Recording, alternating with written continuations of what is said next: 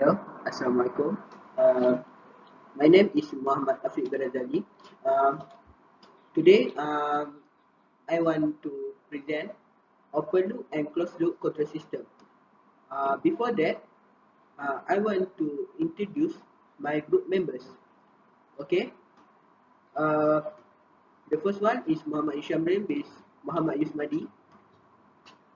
Second, Nur Sharafana Batrisha. Third, Muhammad Nabi Adam bin Muhammad Zuki. My name is Muhammad Afiq Barazali. Hi, my name is Nur Sharafana Batrisha binti Muhammad Syaril and my metric number is 01DEM20F2015. Talking about basic elements of process control system. First, we have control variable. What you want to control such as level of water, temperature, pressure, flow rate and many more. Second, we have set point, the desired value of the control variable. Third, we have disturbance, a signal that tends to adversely affect the value of the system. It's an unwanted input of the system. Fourth, we have measurement to control a dynamic variable in a process. You must have information about the entity or variable itself. This information is obtained by measuring the variable.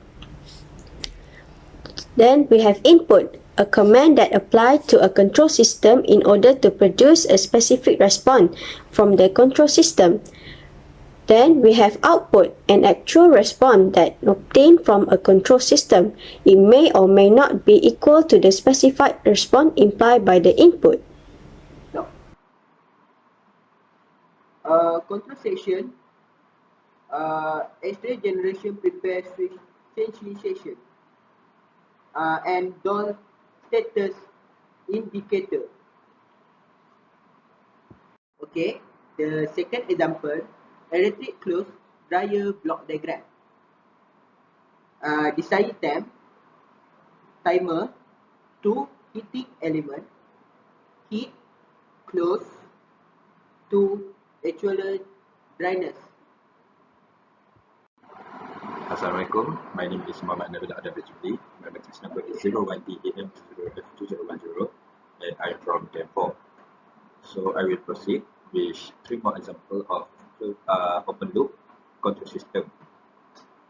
So that is audio amplifier system block diagram.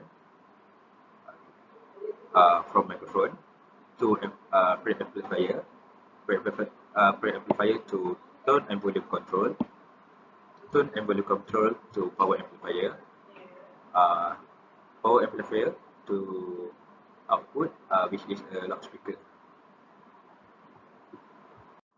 Okay, next for the traffic light block diagram.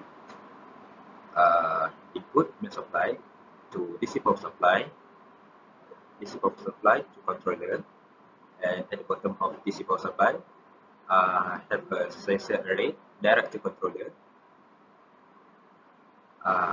On the top of controller, there is surveillance camera, and last controller to traffic light. And last from me, there is a burglar alarm block diagram.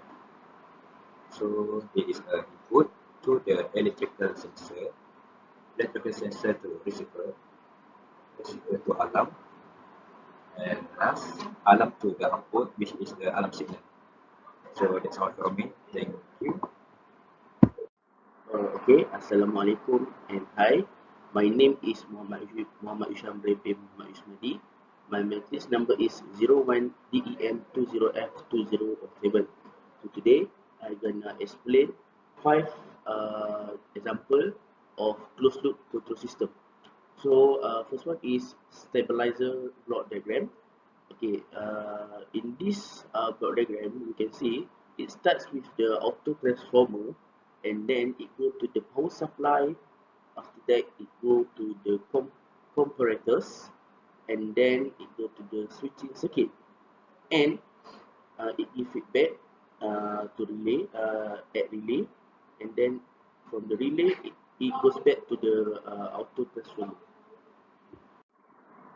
For the next example for closed loop control system is industrial refrigerator block diagram.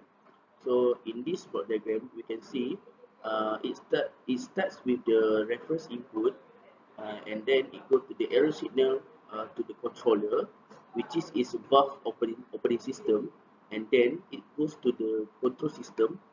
After that, it goes to the desired temperature, and it gives feedback, which is its temperature sensing element, and then it goes back to the reference input. Okay, next example for closed loop control system is motor speed controller block diagram. So in this case, we can see it starts with the reference frequency, and then it go to the frequency of phase comparator. After that, it go to the firing circuit, and then it go to the thyristor. After that, it go to the DC motor, and it give feedback to the speed sensor, and from the speed sensor, it go back to frequency or phase comparator. Next, for example number 4 is toaster oven block diagram. So in this block diagram, we can see it starts with the reference, and then it go to the controller uh, at measure error. After that, it go to the system input, and then it go out to system output. After that, it go to the feedback, which is its sensor, and then for the sensor, it goes back to the reference. And for the last example for closed loop control system is automatic electric iron. So in this block diagram, we can see it starts with the reference input. After that, it goes to the thermostat, which is controller and control signal. After that, it goes to the heating element, actuator.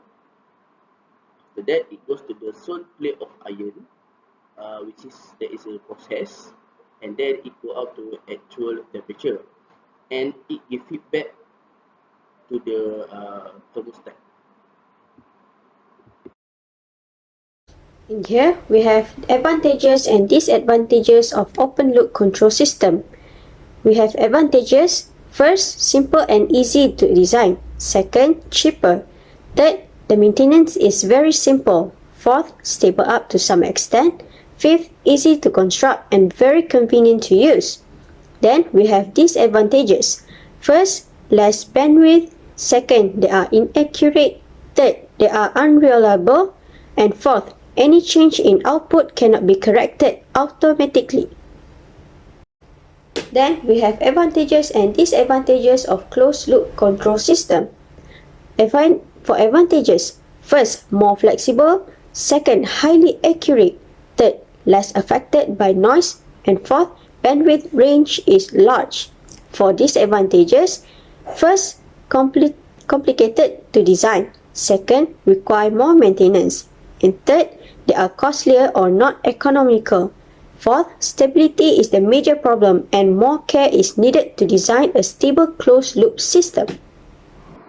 The conclusion of open loop and closed loop. Control systems are classified into two types like open loop and closed loop. The main difference between open loop and closed loop control system is the required output within the open loop does not depend on the control actually used.